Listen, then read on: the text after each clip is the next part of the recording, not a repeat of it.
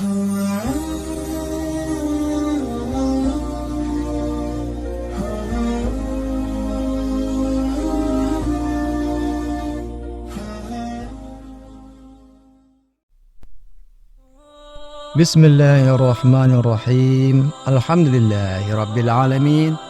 Wassalatu wassalamu ala asyrafil anbiya'i wal mursalin sayyidina wa maulana Muhammadin wa ala alihi wa sahbihi ajma'in.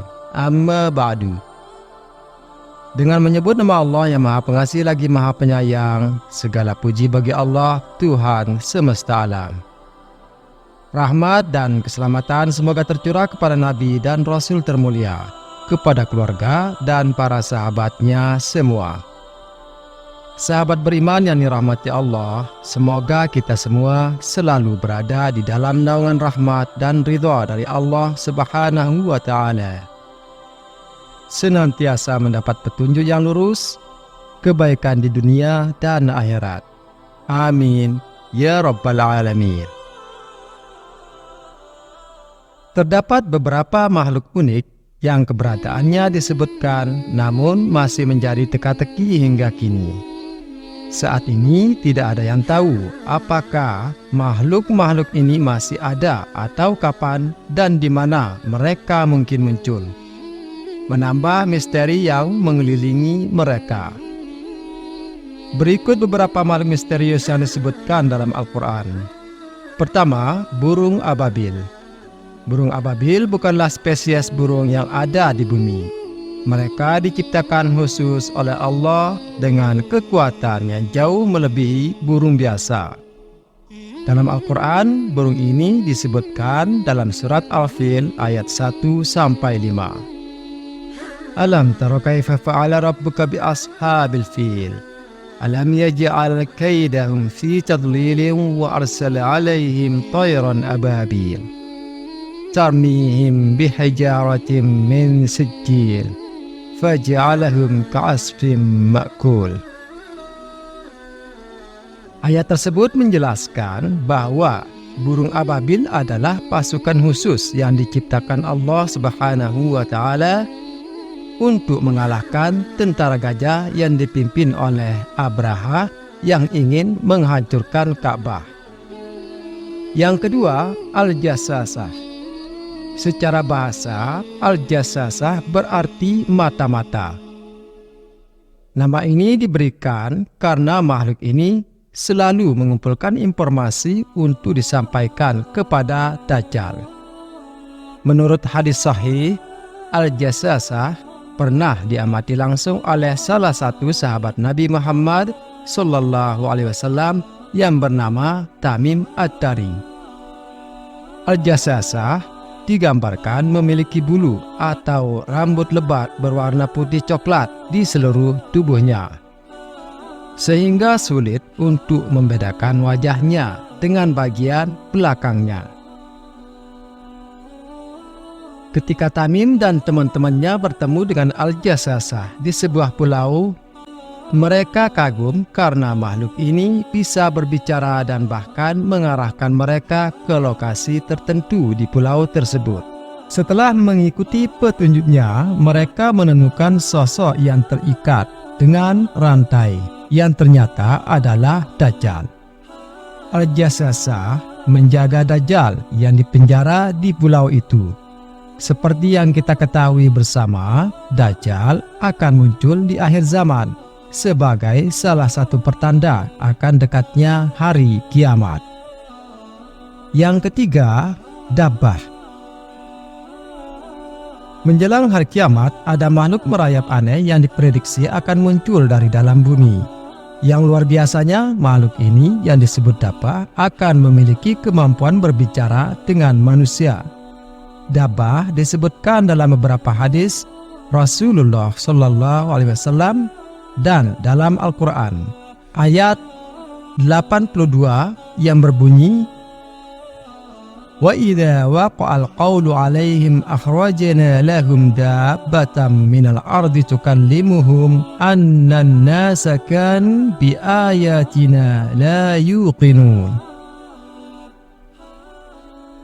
Artinya, Dan apabila perkataan atau ketentuan masa kehancuran alam telah berlaku atas mereka, kami keluarkan makhluk bergerak yang bernyawa dari bumi yang akan mengatakan kepada mereka bahwa manusia dahulu tidak yakin kepada ayat-ayat kami. Ayat ini menyebutkan Dabbah menyatakan bahwa ia akan memberitahu manusia bahwa mereka dahulu meragukan tanda-tanda Al-Quran. Dabbah dikatakan akan muncul di Mekah, khususnya dari masjid terbesar dan paling dihormati. Ada perbedaan pendapat di kalangan ulama tentang sifat Dabbah ini. Beberapa ulama berpendapat bahwa itu merujuk kepada makhluk yang berjalan di bumi. Sementara yang lain menganggap Dabbah sebagai al-jasasah dari hadis Tamim. Pendapat lain, Dabbah adalah seekor elang yang menjaga tembok Ka'bah dan disambar oleh elang ketika orang-orang Quraisy sedang membangunnya. Pendapat selanjutnya, Dabbah adalah manusia yang berbicara dan berdebat dengan orang-orang yang melakukan inovasi dan kekufuran untuk membimbing mereka menjauh dari praktik-praktik tersebut. Pendapat terakhir mengatakan Dabbah bisa menjadi sejenis bakteri berbahaya yang akan menimbulkan penderitaan pada manusia, bahkan bisa menyebabkan kematian. Keempat, burung angka. Burung angka adalah seekor burung raksasa misterius dalam mitologi Islam. Burung ini disebutkan dalam buku Makhluk-Makhluk Ajaib dan Hal-Hal Aneh, karya Zakaria Al-Qazwini. Angka berarti leher panjang dalam bahasa Arab. Menurut manuskrip kuno dari Timur Tengah, burung kolosal ini dikatakan memiliki tubuh yang sangat besar, sehingga mampu membawa seekor gajah dengan cakarnya yang sangat tajam. Sumber-sumber kuno ini menjelaskan bahwa burung angka pernah dipercayai sebagai makhluk mulia yang diciptakan oleh Tuhan. Burung ini tinggal di gunung bernama Falak. Ketika burung ini terbang, ia dapat menutupi matahari seperti awan. Bulunya memiliki banyak warna, lehernya mirip unta, dan memiliki 4 sayap. Yang kelima, buraq. Buraq adalah kendaraan Nabi Muhammad SAW ketika melakukan perjalanan Isra Mi'raj. Menurut hadis, buraq adalah hewan berwarna putih yang lebih besar dari keledai tetapi lebih kecil dari behau, dengan satu tanduk di puncak kepalanya. Buraq memiliki kecepatan yang luar biasa, memungkinkan Nabi untuk melakukan perjalanan jauh ke langit ketujuh dalam satu malam. Kisah buraq ini disebutkan di dalam Al-Quran, surat Al-Baqarah ayat 20 yang berbunyi, yakadul barqu yakhtafu absarahum kullama adaa'a lahum mashaw fihi wa idza adlama 'alaihim qamu walau syaa'a Allahu ladhahaba bisam'ihim wa absarihim innallaha 'ala kulli syai'in qadir. Artinya, hampir saja kilat itu menyambar penglihatan mereka. Setiap kali kilat itu menyinari, mereka berjalan di bawah sinar itu. Dan apabila gelap menerpa mereka, mereka berhenti, sekiranya Allah menghendaki. Niscaya Dia hilangkan pendengaran dan penglihatan mereka. Sungguh Allah Maha Kuasa atas segala sesuatu. Yang keenam, ikan Nun. Ikan Nun sering dikaitkan dengan kisah Nabi Yunus. Dikatakan ikan ini melahap Nabi Yunus saat ia meninggalkan kaumnya yang durhaka. Yang menarik, Nabi Yunus tetap hidup dalam perut ikan tersebut, menunjukkan bahwa ikan nun ini sangat besar atau memiliki mulut yang besar sehingga tidak melukai Nabi Yunus saat menelannya. Disebutkan dalam surat As-Saffat ayat 139 sampai 145 yang mengisahkan jika Yunus tak pernah mau berzikir ketika di dalam perut ikan, maka ia akan tetap berada di dalam perut ikan tersebut hingga hari kebangkitan tiba. Wa inna Yunusa laminal mursalin il abaqa ilal fulkil mashhun fasahama fakana minal mudhadhin faltaqamahul hutu wa huwa mulim falawla annahu kana minal musabbihin lalabitha fi batnihi ila yaumi yub'atsun. Artinya, sesungguhnya Yunus benar-benar salah seorang rasul. Ingatlah ketika ia lari ke kapal yang penuh muatan, kemudian ia ikut berundi, lalu dia termasuk orang-orang yang kalah dalam undian. Maka ia ditelan oleh ikan besar dalam keadaan tercela.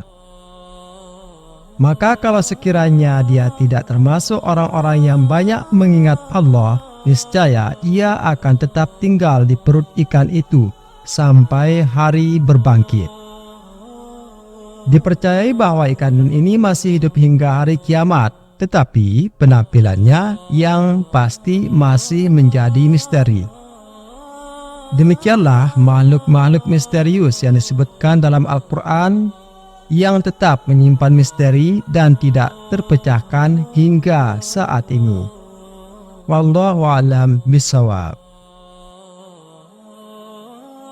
Sahabat beriman yang dirahmati Allah, seperti biasa di akhir video, tak henti-hentinya saya mendoakan semoga Allah Subhanahu wa Ta'ala senantiasa memberikan kesehatan, petunjuk, dan perlindungan kepada kita, keluarga kita, keturunan kita, dan seluruh umat muslim, agar semakin meningkatkan keimanan dan ketakwaan kita kepada Allah Subhanahu wa Ta'ala, secara istiqomah menebar kebaikan kepada sesama agar kita mendapatkan ridha dari Allah Subhanahu wa Ta'ala, sehingga kita menjadi hamba yang layak mendapatkan surga.